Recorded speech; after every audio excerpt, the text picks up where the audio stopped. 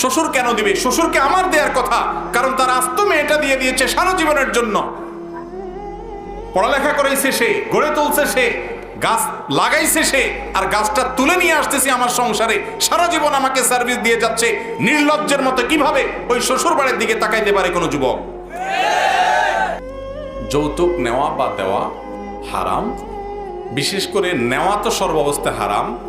দেওয়াটা কোনো মেয়ের বাবা যদি বাধ্য হন, এছাড়া তার মেয়ের বিয়ে না হয়, তাহলে সেক্ষেত্রে তার জন্য নিরুপায় হয়ে তাকে কোনো অসভ্য সমাজ বাধ্য করেছে, কোনো অসভ্য ব্যক্তি পরিবার বাধ্য করেছে, সেজন্য বেচারা বাধ্য হয়ে তার মেয়ের বিয়ের জন্য যদি দেয়, তাহলে তার দেওয়াটা কি হবে না? হারাম হবে না।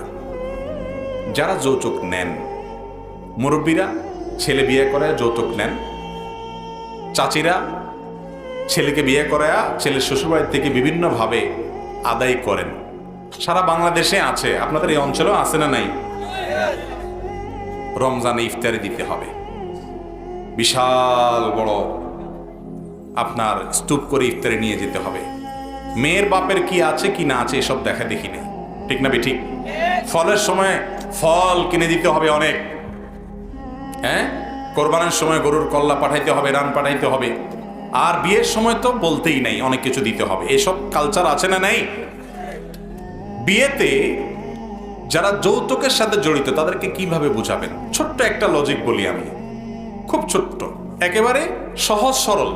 সেটা হলো, যেই ছেলে কোনো মেয়েকে বিয়ে করে তুলে আনে, এই ছেলে ওই মেয়ের বাপের বাড়ি থেকে যে টাকা পয়সা নিবে, জিনিসপত্র নিবে, সুবিধা নিবে, এগুলো নেওয়ার তো একটা রিজন থাকতে হবে, কারণ থাকতে হবে। কেন নিবে? কিসের বিনিময়ে নিবে? মেয়ের বাপ বেচারা কি অপরাধ করেছে যে তাকে টাকা পয়সা দিতে হবে আপনাকে?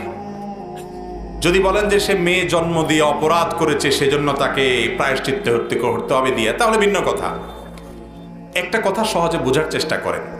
আপনি যে মেয়েকে বিয়ে করছেন, এই মেয়েটা জন্মের পর থেকে বিয়ের উপযুক্ত হওয়া পর্যন্ত একে ভরণ পোষণ দিয়ে, খাওয়া দাওয়া দিয়ে, চিকিৎসা সেবা দিয়ে, শিক্ষা দিয়ে, সমস্ত কিছু দিয়ে গড়ে তুলেছে কে? কার বাবা? ওই মেয়ের বাবা, ঠিক না? তার পিছনে পড়ালেখা করায়া তাকে মানুষ করাইছে। সেই পড়ালেখা শেখার পর, আপনার সংসারে আসার পর, তার ওই পড়ালেখাটা কাজে লাগবে কোথায়? কথা বলেন, আপনার সংসারে না? সে পড়ালেখা করে আপনার বাচ্চাদেরকে পড়াবে, আপনার ভাই বোনদেরকে পড়াবে, আপনার হিসাব নিকাশ রাখবে, আপনার এখানে সার্ভিস দিবে। অথচ পড়ালেখা করেছে কে? তার বাপ।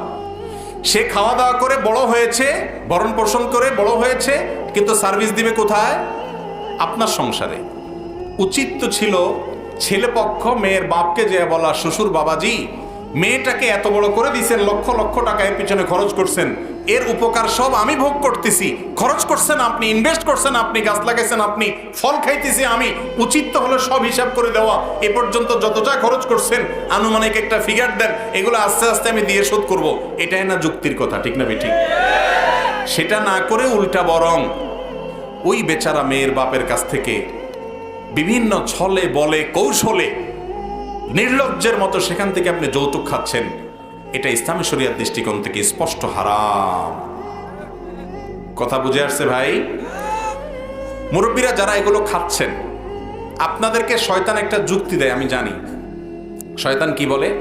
শয়তান বলে যে আমরা তো আসলে চাই নাই, তারা খুশি হয়ে দিতেছে, ঠিক না ঠিক? এবং ওই যে আপনারা ওয়াজ শুনছেন না, কি যেন বলে যে টেলিভিশন তো আসলে আমার দরকার নেই, আপনার মেয়েরই তো টাইম পাসের জন্য দরকার। মোটরসাইকেল আমার ছেলে তো লাগে না, সে তো আসলে বাসে টাসে যাইতে পারে, কিন্তু আপনার মেয়েকে নিয়ে যেতে হলে একটা মোটরসাইকেলে না চড়ায় নিলে এটা হয় না। আপনার মেয়ের জন্যই একটা মোটরসাইকেল দরকার। আর ফ্রিজ না থাকলে আপনার মেয়ে তরকারি জাল দিতে দিতে কষ্ট হবে, তার একটা ফ্রিজ না হলে মাছ গোশ এগুলো জাল দিতে দিতে কষ্ট হবে, তার জন্যই আসলে তার শান্তির জন্য একটা দরকার। এরকম নির্লজ্জের মতো বিভিন্ন ফাঁক ফোকর বাইর করে না? ভালো করে শুনে রাখেন, কোন মেয়ের বাপের অঢেল আছে, সে খুশি হয়ে তার অন্য ছেলেকে দিছে, মেয়েকে দিছে, সেটা মেয়েকে দিছে, তার ব্যাপার। কিন্তু কোন মেয়ের বাপ যদি দেয়, খুশি মনেও দেয়, আপনি মানা করলে বলে না ব্যয় সাহেব আমি খুশি হয়ে দিতেছি, ওইটা এই জন্য দিতেছে বেশিরভাগ ক্ষেত্রে যে ওইটা না দিলে তার মেয়েকে আপনার বাড়ির মহিলারা, বিভিন্ন ডাইনিরা, বিভিন্ন ফাসেকারা, বিভিন্ন খারাপ মানুষেরা ওই মেয়েকে খোঁচায়া খোঁচায়া কষ্ট দিবে, তার মনকে জর্জরিত করবে, বলবে যে ওই যে আমার অমুক ছেলের বিয়ে করাইছি, তার বাবার বাড়ি থেকে কত কিছু দিছে, এসব শোনাবে শুধু। ঠিক না বে ঠিক? খুব ভালো করে শুনে রাখেন, এটার বিরুদ্ধে আমাদের সমাজে আমাদের সংগ্রামের ঘোষণা দিতে হবে। যুবকরা যারা বিয়ে করেন নাই তারা প্রতিজ্ঞা করেন এই মাহফিলে বসে, আজ আমার বিয়েতে এই অভিশাপ, এ হারাম, এ নির্লজ্জ কাজ, এ বেহায়াপনার কাজ আমি হতে দেব না ইনশাআল্লাহ। আমার বিয়েতে শ্বশুরবাড়ি থেকে আমি কিছু নেব না, কোনো ইফতারির নামে, কোনো ফলের নামে, কোনো যৌতুকের নামে অথবা হাদিয়ার নামে, উপঢৌকন নামে কিছুই নেব না। শ্বশুর কেন দিবে? শ্বশুরকে আমার দেওয়ার কথা, কারণ তার আস্ত মেয়েটা দিয়ে দিয়েছে সারা জীবনের জন্য। পড়ালেখা করাইছে সে, গড়ে তুলছে সে, গাছ লাগাইছে সে, আর গাছটা তুলে নিয়ে আসতেছি আমার সংসারে, সারা জীবন আমাকে সার্ভিস দিয়ে যাচ্ছে। নির্লজ্জের মতো কিভাবে ওই শ্বশুর বাড়ির দিকে তাকাইতে পারে কোনো যুবক? আপনি বিদেশ যাবেন, টাকার তল পড়ছে, আপনাকে বিদেশ যাইতে বলছে কি আপনি রিক্সা চালান? আপনি রিক্সা না চালায় শ্বশুর বাড়ির টাকা দিয়ে বিদেশ যাবেন? আপনার মতো নির্লজ্জ, আপনার মতো বেহায়া আল্লাহর জমিনে কম আছে। যুবক, নিজের মধ্যে বিবেক থাকতে হবে, আল্লাহর ভয় থাকতে হবে। মা বাপ আপনার স্ত্রীর প্রতি অবিচার করলে মা বাবার সাথে বেয়াদবি করা যাবে না, শক্ত ভাষায় কথা বলা যাবে না, অভদ্রতা করা যাবে না, জোরে কথা বলা যাবে না, ঝগড়াঝাটি গালিগালাজ করা যাবে না। কিন্তু বিনয়ের সাথে হয় মা বাপকে বোঝাবেন, আর না হলে স্ত্রীকে সান্ত্বনা দিবেন যে তারা যা করছে তা অন্যায়, কিন্তু মা বাপ আমি কিছু বলতে পারছি না, তুমি সবর করো। তার সাথে থাকবেন, তাকে সঙ্গ দিবেন। আবার উল্টা মা বাবার সাথে গিয়ে তারে খোঁচাবেন না যে আমার বড় ভাবির বাবার বাড়ি থেকে এটা দিছে, আশপাশের লোকেরা এটা দিছে। এগুলো যদি করেন তাহলে সেক্ষেত্রে মনে রাখবেন আল্লাহর আরশ কাঁপার মতো অপরাধ এটা। ঠিক না বে ঠিক? একটা মেয়ে একটা সংসারকে সারা জীবনের জন্য ফেলে দিয়ে যেখানে সে বড় হয়েছে, তার নানি যেখানে পোতা, আপন মা ভাই বোন সবাইকে ফেলে দিয়ে আপনার সংসারে চলে আসছে, সারা জীবন থাকবে, গাধার মতো খাটবে, সার্ভিস দিবে, আপনার চরিত্রকে হেফাজত করবে। এগুলোর বিনিময়ে প্রতি মাসে মাসে হাজার হাজার টাকা যদি দেন, তারপরও তো তার ঋণ শোধ করতে পারবেন না। নির্লজ্জের মতো তার বাপের কাছ থেকে কিভাবে আশা করেন? এই যৌতুকের বিরুদ্ধে আমরা সংগ্রাম করবো তো ইনশাআল্লাহ। এই সমাজে কোনো যৌতুক আমরা নিতে দেব না, নেব না ইনশাআল্লাহ। কোনো মেয়েকে যদি যৌতুকের জন্য কোনো জ্বালাতন করে কেউ, তাকে আমরা বোঝাবো, তার বিরুদ্ধে সামাজিক সচেতনতা গড়ে তুলবো, মানুষকে বলবো বোঝাও। আর আমরা নিজেরা প্রতিজ্ঞা করব, যারা বিয়ে করেছি তারা অন্য কারোর বিয়ের সাথে যখন আমরা জড়িত হব যেন যৌতুক সেখানে দেয়া না হয়, আমরা ভূমিকা রাখবো ইনশাআল্লাহ। আর যারা বিয়ে করেন নাই তারা তো নিয়ত করবেন যে আমার বিয়ে হবে যৌতুক মুক্ত বিবাহ।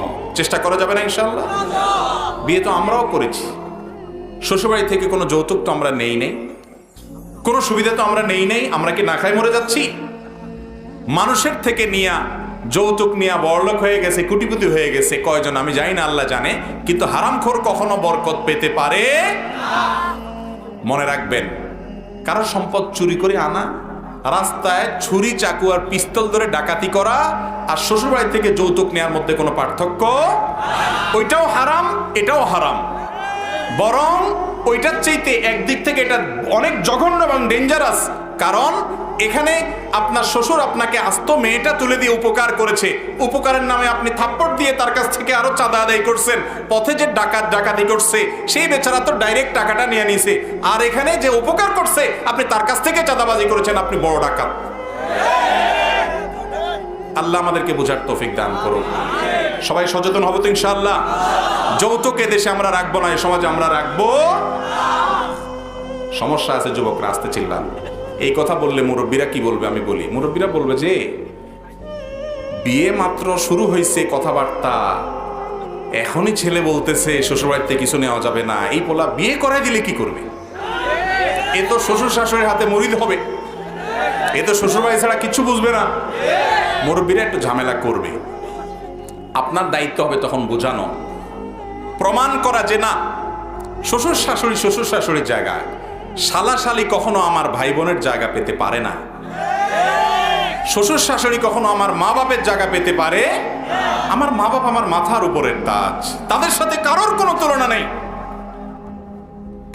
আমি শুধুমাত্র এই জায়গায় অন্যায়ের বিরুদ্ধে বলছি, এর মানে এই না যে আমি আমার মা বাবার চাইতে তাদেরকে প্রাধান্য দেব, বেশি শ্রদ্ধা করব, বেশি মানবো। এটা হতে অনেক যুবকরা কিন্তু আছে যে এই ক্ষেত্রে মা বাবার কথার চাইতে শ্বশুরের কথা বেশি শুনে, ভাই বোনের চাইতে শ্বশুর শাশুড়ি শালাদেরকে বেশি আদর করে, আছে না নাই? এগুলা করা যাবে না। আবার মেয়ের বাবারাও আজকাল বিয়েতে এত মহারণা ধরে, এত মহারণা দাবি করে যে সৎ এবং ভালো ছেলেরা বিয়ে করতে পারে না। তো সেটা আরেক অবিচার, ওই অবিচারও থামাতে হবে এবং মেয়ের বাবাদেরকে সিদ্ধান্ত নিতে হবে, আমি কি টাকার বস্তা দেখে বিয়ে দিব না একটা ভালো মানুষ দেখে বিয়ে দিব। এখন আজকাল ছেলেরা বিয়ে করায় ময়দার বস্তা দেখে, আর মেয়েরা বিয়ে করায় টাকার বস্তা দেখে। মানুষের সাথে মানুষের বিয়ে খুব কম হয়। মেয়ের বাপরা মানুষ খোঁজে কম, খোঁজে টাকার বস্তা। আর ছেলেরাও মানুষ খোঁজে না, খোঁজে ময়দার বস্তা। অতএব রুচি সবারই পরিবর্তন করতে। আমাদের নবীজি বলেছেন ফাসফার বিজাতিদ দ্বীন, তুমি বিয়ে করবা দিনদার কিনা, মুত্তাকি কিনা, আল্লাহকে চিনে কিনা, আল্লাহর ভয় অন্তরে আছে কিনা, হালাল হারাম বাজ বিচার করে কিনা, পাত্র হোক আর পাত্রী হোক, এই জিনিসটা যদি থাকে, এ হলো মানুষ, এই ইমানদারি মুত্তাকি, এর সাথে সংসার করে সুখী হবা। চেষ্টা করবো না ইনশাআল্লাহ? আল্লাহ আমাদেরকে বোঝার তৌফিক দান করুন।